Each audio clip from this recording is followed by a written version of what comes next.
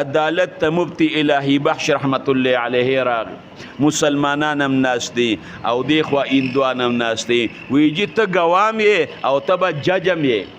ته ګوی یو که فیصله به زه کوم خو ستا په ګوی فیصله کوم لکه چې تا فیصله کړي مسلمانانو ته وایي زما فیصله منې وی بالکل هندوانو ته وایي زما فیصله منې وی بالکل وی ګوی کوم ګوی مې منې وی بالکل زه ګوی کوم د جج فیصله به منې وی بالکل منو جج ورته وایي مفتی صاحب بس وایا مسلمان وی پلاټ زما دی هندو وی پلاټ زما دی ته حقیقي پته لګي وایه پلاټ د چا دی هغه مفتی الهی بخش رحمت الله علیه ورته وی پلاټ جی د هندو دی پلاټ د مسلمان نه دی مسلمان په بې ځایه دعوه کړې ده پلاټ د هندو دی هندو خو وی زه پې دغه جوړم مندر جوړم هغه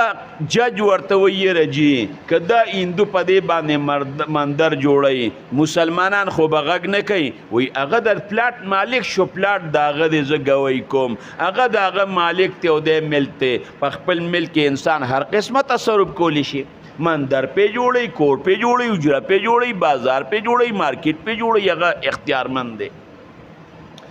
مسلمانانو ته فیصله منظور ده او سغوي خو وی چې اوس څنګه به نه منو مفتی صاحب ته برن ګوري چې دا دې څه چلو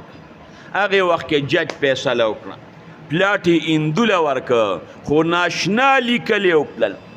وایي نن مسلمانانو بیله خو اسلام وګټله مسلمانانو خو بیله خو اسلام وګټله دا یو لیکل